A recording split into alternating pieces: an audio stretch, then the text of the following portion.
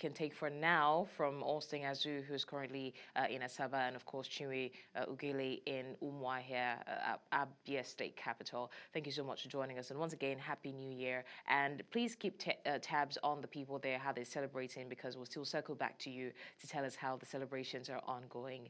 Thank you so much. All right, we did mention earlier that there was a New Year message from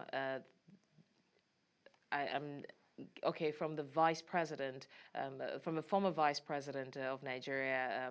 He talked about certain things and concerns for the nation and how the nation can progress.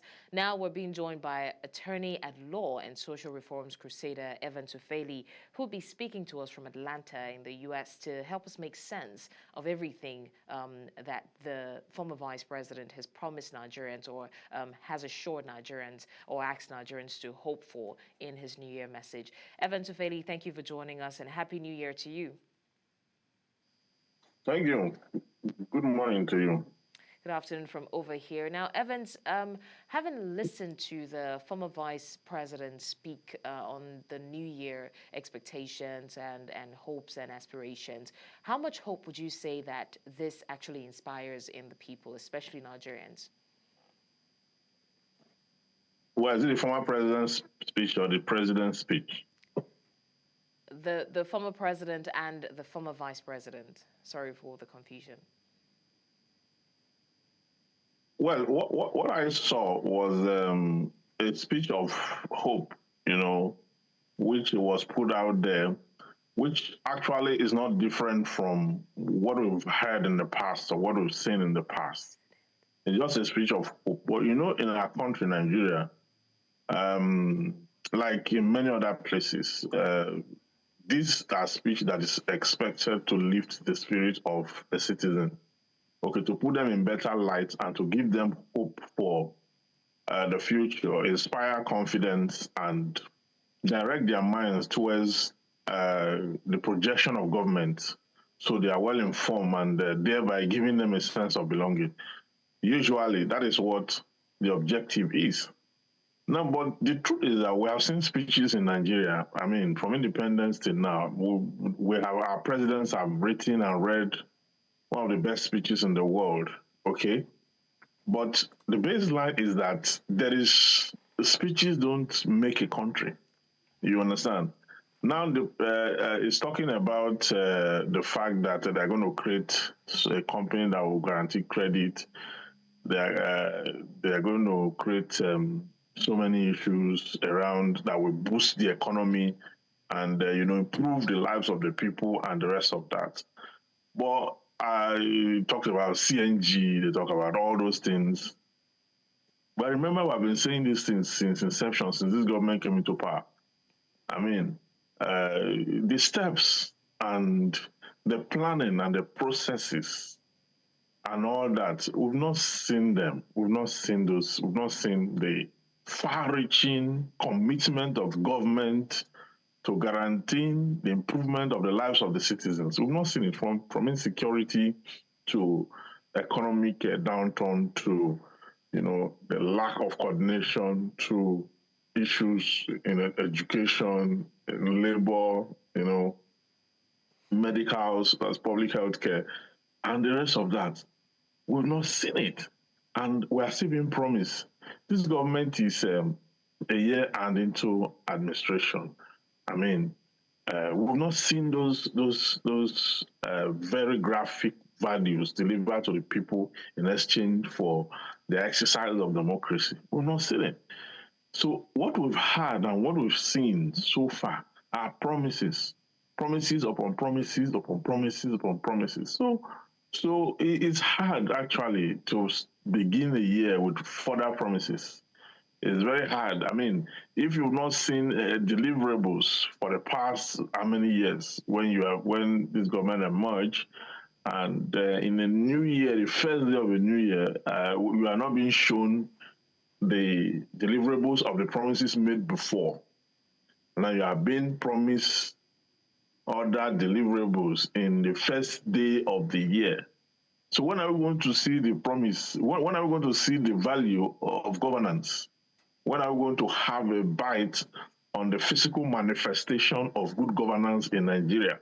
That's the question. That's the question the citizens should engage the leaders, the government for, and have that resolved as quickly as possible Okay, Evans, before I we, wanted to we, we quickly keep we keep on promises. Evans, apologies. Let me just interrupt with it since we're talking about promises. Now, the president did mention, and let's focus a little bit more on the president's New Year's speech. He did mention that the government is committed to reducing inflation from 34.6% to 15% by increasing food production, and these are his words, and promoting the local manufacturing of essential drugs and medical supplies, which you know at this point that we still heavily import. How feasible would you say that these promises are? I mean, you've mentioned the promises that are meant to instill hope in the people, but how feasible are these words, especially the specificity of his statement? Yeah, that's the same question I'm asking. That the president is talking about, cutting down inflation by 15%.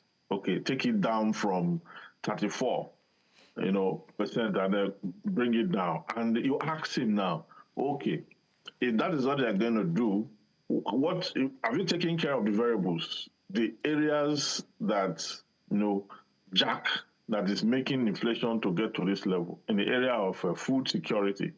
What exactly has the president done in the area of food security? Okay, if he has taken care of food security, if he has built capacity around energy, okay, he has built capacity around public health care, transportation, okay, and I'm taking care of these ministries and have them deliver. You understand? The inflation will naturally come down, okay, reduce it. It will come to a bearable minimum. Okay, but these are areas that we've not find projection, we've not find capacity and success in those areas. Those we call them critical areas. Okay, so when you have not done that, you see, inflation is not going to drop by a speech. Inflation will drop by government's concerted effort to, make production available such that price becomes an issue that is addressed. National income has to flow directly to the people and improve their lives. Government must structure the country in a way that will deliver that. Okay, now we're going to have tax reforms. Okay, that is quite okay. There are an attempt because now you're going to have local government present budgets to their councillors, local government chairman present budgets to their councillors, and you're going to have proper democracy at the local government level, and local government funds are going to be taken directly to them. Or those are attempts, baby step to structure national income to flow to the people. But have the president dealt with the intersection of corruption at the local government level and at every other level, at the ministerial level, where corruption is biting very hard? Because if it persists, then you are going to have even the inflation kick higher than that. And then he was talking about the fact that the price of fuel has reduced. I don't know what kind of reduction the president referred to. A reduction that we were at 100 and something, 100 and something naira when the president came in. Okay, it got to 1,000 plus. Now he says it go to and all that. So, which reduction really will all this policy that he has put in place create? Look at the seaport. We have only one functional seaport in Nigeria, which is in Lagos. I mean, others are functional. And now they're talking about Badagry. We are concentrating all the seaports in one location, in one economy. Okay. Just Lagos. So Lagos now generates. So I'm just giving you these variables to see. You see, what will guarantee the reduction? Yes. Of this inflation have not been well thought out. Okay, and Evans, it cannot be delivered by a speech. Okay, so at the risk of overflogging the issue, I'm going to ask that you give me the opportunity to ask the final question, right? And that is, a lot of people have said that most times when Mr. President speaks, the element of consideration is almost missing in his statements. They've said that he's not considerate enough, he doesn't feel the pulse of the people, or he pretends not to.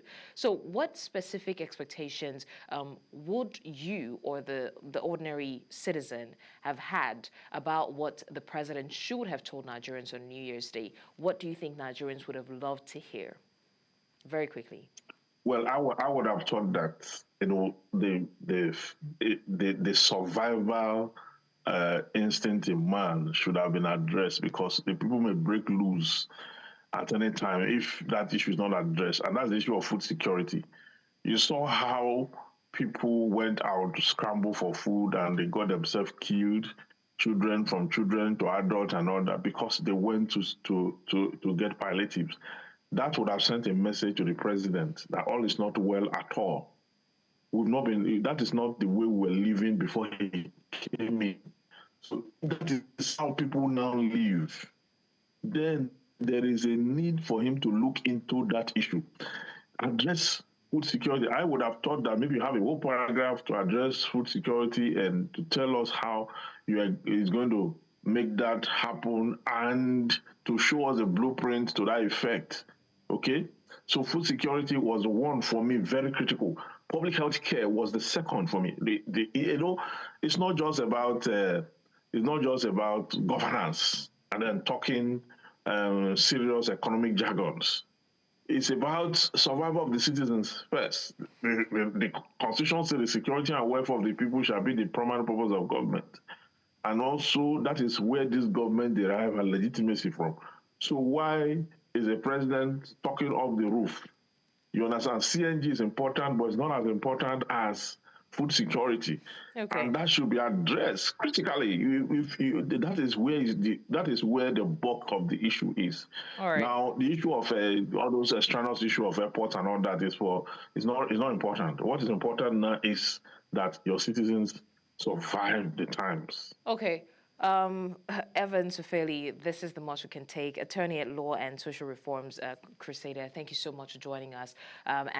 These are very salient points that you have raised, and people would have loved to see more consideration on his part. But anyways, it's a new year. We're going to see how it unfolds, whether or not he mentioned, whether or not he didn't. We're going to see what plans are available or made on behalf of Nigerians, for Nigerians. Thank you so much. You're welcome.